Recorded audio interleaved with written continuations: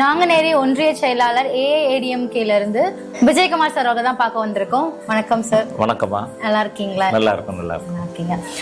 உங்களை பத்தி, உங்க ஊர், நீங்க எப்படி இந்த கட்சிக்குள்ள வந்தீங்க, அந்த மாதிரி விஷயங்கள் கொஞ்சம் ஷேர் பண்ணிக்கோங்க. நான் வந்து என்னோட பேர் வந்து விஜயகுமார். நாங்குநேரி அதிமுகனுடைய ஒன்றிய செயலாளராக 13 வருஷ காலமாக பணியாற்றிக்கிட்டு இருக்கேன். கல்லூரி படிப்பு முடிந்தது உடனேயே கட்சியில் தொடர்ந்து பணியாற்றி ஒவ்வொரு காலகட்டங்களும் ஒவ்வொரு நிகழ்வுகளாக பணியாற்றி புரட்சி தலைவி அம்மா அவர்கள் வந்து என்னோட நேரடியாக அவங்க இன்டர்வியூ எடுத்து கட்சியினுடைய ஒன்றிய செயலாளராக என்ன நியமனம் பண்ணீங்க. ஃபர்ஸ்ட் எந்த கட்சியில் வந்தீங்க? நான் பூர்வீகமாகவே பிறப்பே அதிமுக தான். இந்த கட்சி தவிர வேறு எந்த கட்சியுமே தெரியாது. நான் இந்த கட்சியில இருந்தால் தொடர்ந்து பணி செஞ்சுட்டு இருக்கேன். இந்த அதிமுக விட்டு வேற எந்த இதுலையுமே போடல. பொறுப்புலையும் பயிற்சிட்டு இருக்கேன். அதிமுக மேலே மிகுந்த ஈடுபாடு, பிளட், அதாவது ரத்தமே அதிமுக தான், வேற இதே கிடையாது. அதிமுக தேர்ந்தெடுக்க காரணம்?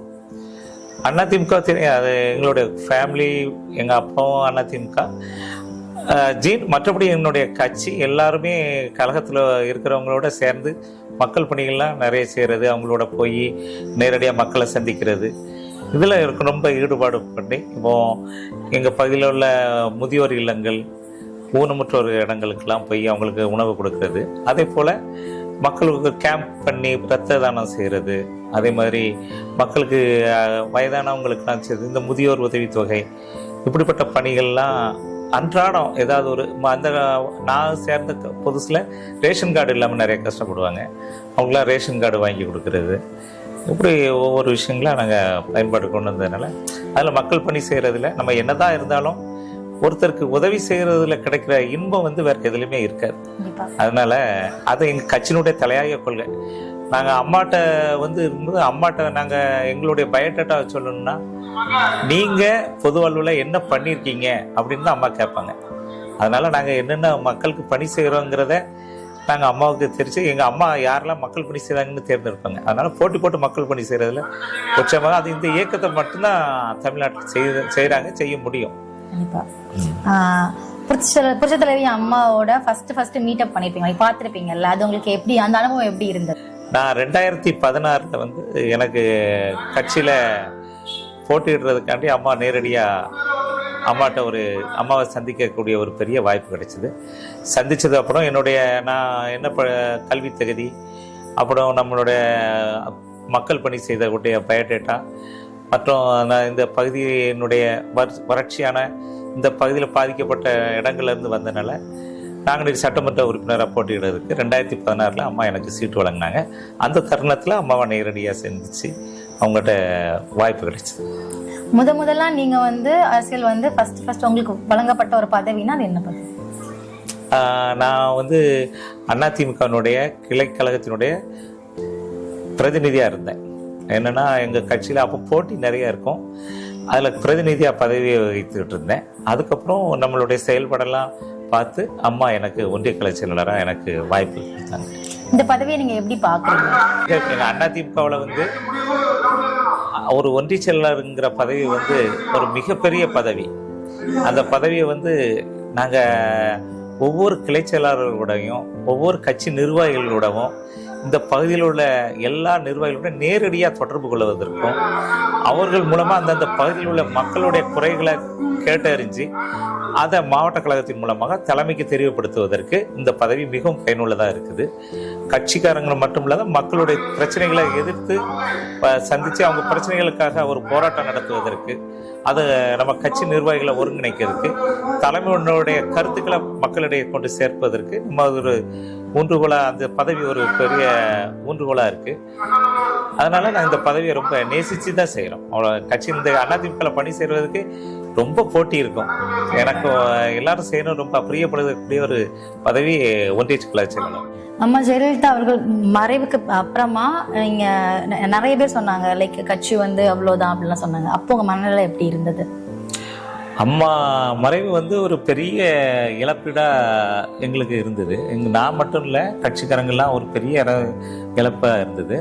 ஆனால் சேம் டைம் அம்மா இருக்கும்போதே மரியாதைக்குரிய இப்பொழுது புரட்சி தமிழர் எடப்பாடியார் வந்து எங்களுக்கு அறிமுக கிடைச்சிது. எங்கள் எல்லா நிர்வாகிகளுக்குமே அவருடைய செயல்பாடு, அவருடைய உழைப்பு, அவருடைய மக்களுடைய அணுகிற விதம் இதெல்லாம் கட்சிக்காரங்களுக்கு பிடிச்சி அந்த ஃபஸ்ட்டே நாங்கள் ஒரு மனநிலைக்கு வந்துட்டோம். எடப்பாடியார் தான் தேர்ந்தெடுக்கணும், எடப்பாடியார் தான் ஒரு நல்ல எங்களுக்கு வழிகாட்டி தலைவர் அப்படிங்கிற முடிவை நாங்கள் அனைவருமே பேசி எடுத்துட்டோம். எல்லா டைமும் எடப்பாடியாரை அவர் தான் கட்சியை வழி அம்மாவுக்கு பின்னு அவர் நடத்த முடியுங்கிறோம்.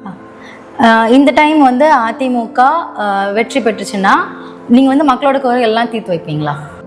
கண்டிப்பாக உழைப்பு எங்களுக்கு சொல்லி கொடுத்துருக்குறாங்க. அதனால் கண்டிப்பாக மக்கள் கூடயே நாங்கள் இருக்கிறதுனால மக்களுடைய அடிப்படை தேவைகளெல்லாம் புரிஞ்சு அதை உடனுக்குடனே செயல்படுத்துவதற்கு கண்டிப்பாக முழுமையாக ஈடுபடும். புரட்சி தலைவர் எடப்பாடியாருடைய களத்தை வலுப்படுத்தி நிச்சயமாக அதை பண்ணுவோம். கஞ்சா, அந்த கணேஷ் புகையிலை எல்லா இடத்துலையும் பிடிபடுது. அவங்களோட அதிகாரத்தை பயன்படுத்துறதுனால போலீஸ்லாம் அவங்கள மீறி இது பண்ண முடியல. புகையில நடமாட்டம், ஸ்கூல் பக்கத்துலலாம் கஞ்சா, புகையில, சிகரெட்டு, தண்ணி, தாறுமாறான கலாச்சார சீர்கேடுகள்லாம் நிறைய நடந்துகிட்ருக்கு.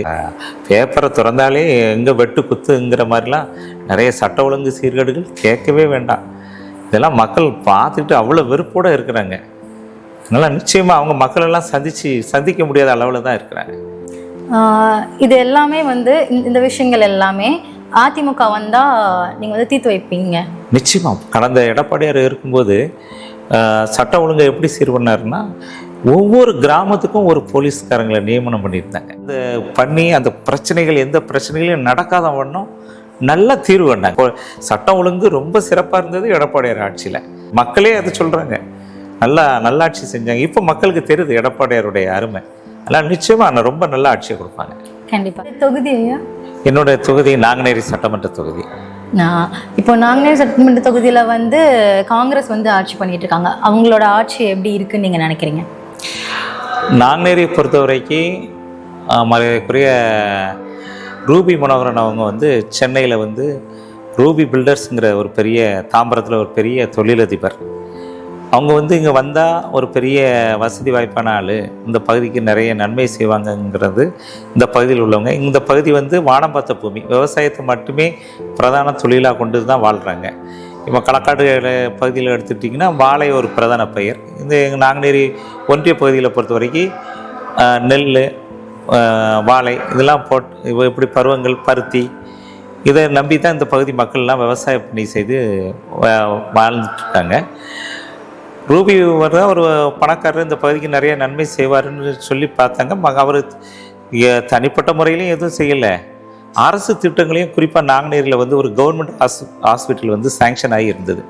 திருநெல்வேலியும் தென்காசியும் 2 மாவட்டமாக பிரித்ததன் அடிப்படையில் ஒரு தலைமை மருத்துவமனை நாங்குநேரிக்கு வரதாக இருந்தது.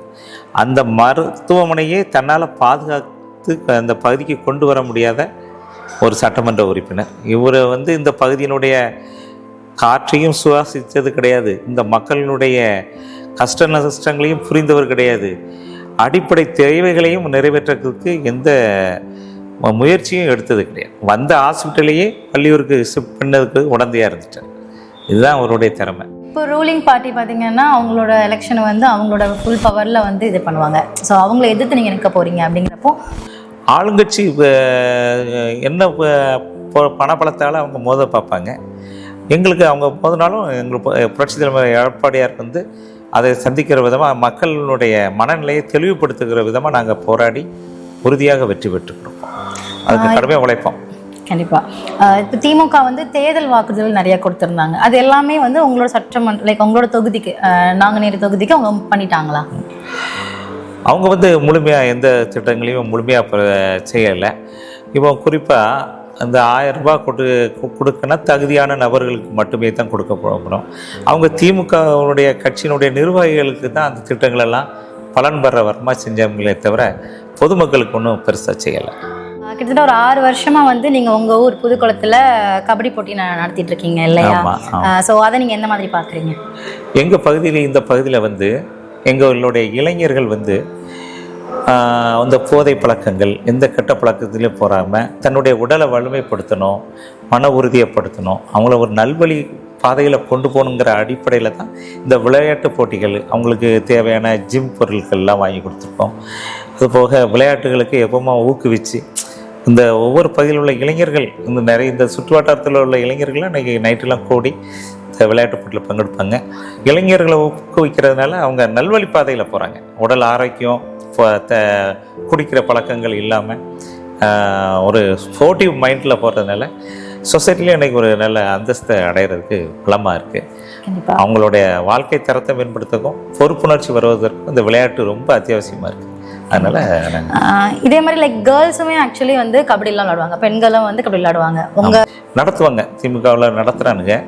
அவங்க இந்த மந்திரிகளை குளிர்விப்பதுக்காகவும் மிகப்பெரிய அளவில் பெரிய பிளேயர்ஸ் வச்சு நாங்கள் அப்படி நடத்தலை. நாங்கள் எங்கள் கிராம பகுதியில் உள்ள எல்லா இளைஞர்களையும் தான் ஈர்த்து அவங்களுக்கு வாய்ப்பு கொடுக்குறோம். நிச்சயமாக நீங்கள் சொன்னதை வருங்காலத்தில் புரட்சித் தலைவர் எடப்பாடியார் அவருக்கு சட்டத்திட்டங்களுக்கு உட்பட்டு பெண்களை வச்சு நடத்தும்போது ரொம்ப கவனமாக நடத்த வேண்டியிருக்குங்கிறதுனால நிச்சயமாக இது நல்ல பெண்களுக்கும் நாங்கள் நடத்துறதுக்கு அடுத்த முறை முயற்சிக்கிறோம். கண்டிப்பாக நடத்துங்க. கண்டிப்பாக நாங்கள் அதுக்கும் வந்து இது பண்ணுறோம். லைக் இவ்வளோ நேரம் நீங்கள் வந்து எங்களுக்காண்டி உங்களுக்கு புனான நேரத்தை அந்த ஃபங்க்ஷன்லாம் விட்டுட்டு வந்து எங்களுக்கான இவ்வளோ பெரிய இன்டர்வியூ கொடுத்ததுக்காண்டி ரொம்பவே நன்றி சார். நன்றி, வணக்கம்.